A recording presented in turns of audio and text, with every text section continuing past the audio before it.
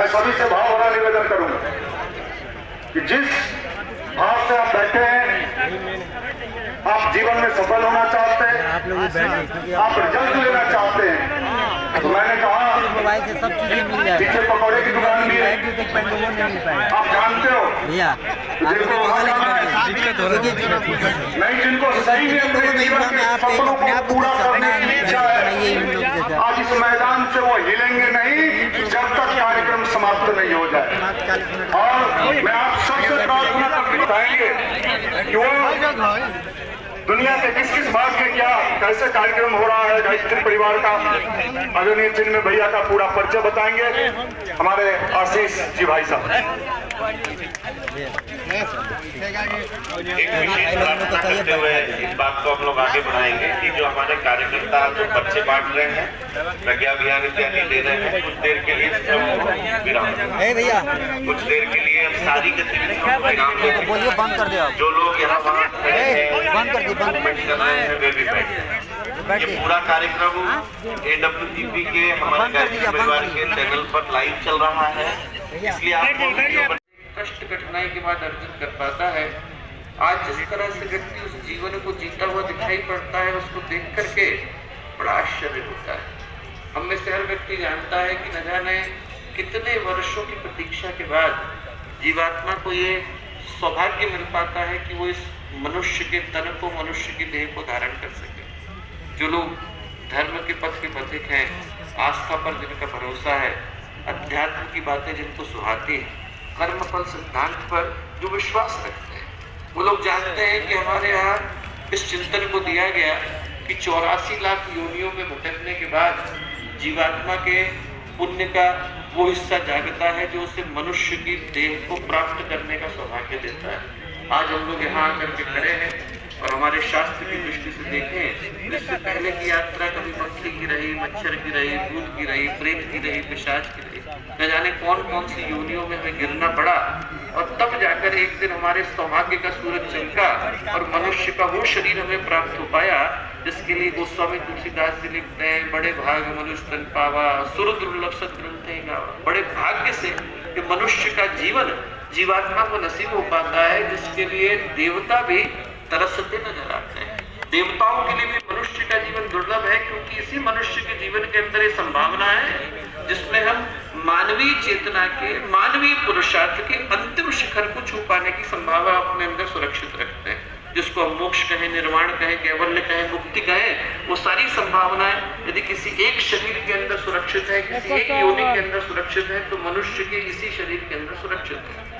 और उस अंतिम शिखर को छूने वाले न जाने कितने योगी तपस्वी धरती पर आए, एक बार नहीं बारंबार आए और पूरे विश्व को एक दिशा और चेतना देकर के गए।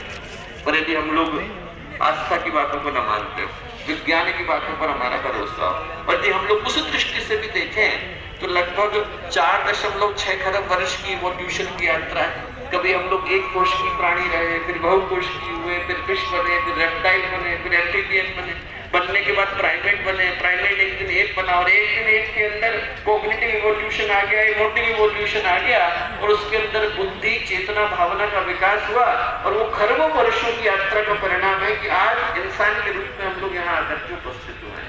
एक दिन के चमत्कार का परिणाम ही नहीं, चाहे आप इसे आइंस्टाइन की दृष्टि से देखें या शंकर की, चाहे आप इसे बुद्ध की दृष्टि से देखें या पतंजलि की दृष्टि, कोई सी भी हो, चाहे आस्था की हो, चाहे विज्ञान की हो, एक बात सत्य है कि जो मनुष्य का जीवन हम लोगों को मिला वो एक दिन की प्रतीक्षा के बाद नहीं मिला, उसके लिए अनेकों जन्मों की यात्रा से हम लोगों को गुजरना पड़ा है।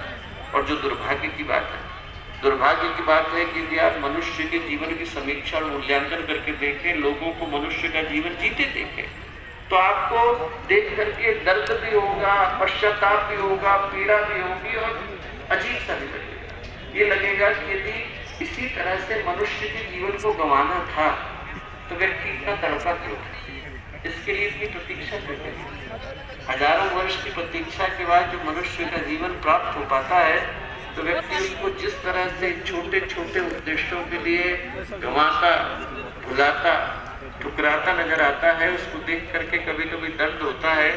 यदि मनुष्य का जीवन जो हीरे के रूप में मिला था, उसे कंकड़ की तरह से उठाकर के फेंकना था, तो इसके लिए इतना भटकने की आवश्यकता क्यों? गुरुदेव ने एक बोध कथा लिखी है प्रज्ञा पुराण के अंदर। कहानी लिखी है एक व्यक्ति की।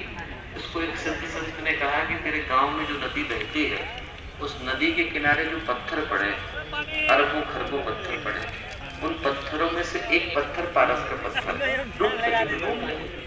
अब पारस के पत्थर को वो ढूंढना चाहता। पारस के पत्थर की खास बात है कि उसको यदि आप किसी भी धातु से छुलाइए तो वो धातु तो पत्थर को उठाएगा, पानी में फेंकेगा, ताकि दोबारा उसी पत्थर को नहीं उठाना पड़े, नहीं तो वही पत्थर बार बार उठाते रह जाएंगे। नियम सही था, रूटीन भी सही था, पर जैसा मनुष्य के जीवन में होता है, क्या होता है, एक हफ्ते करने के बाद कोई भी चीज आदत में बदल जाती है। ऐसा ही उसके साथ हुआ। एक हफ्ते तक तो याद रहा कि पत्थर को उठाना है, बुरादे में छुलाना है और छुलाने के बाद पानी में फेंकना है। क्यों? भूल गया। बस इतना याद रहा, उठाना है, छुलाना है, पानी में फेंकना है।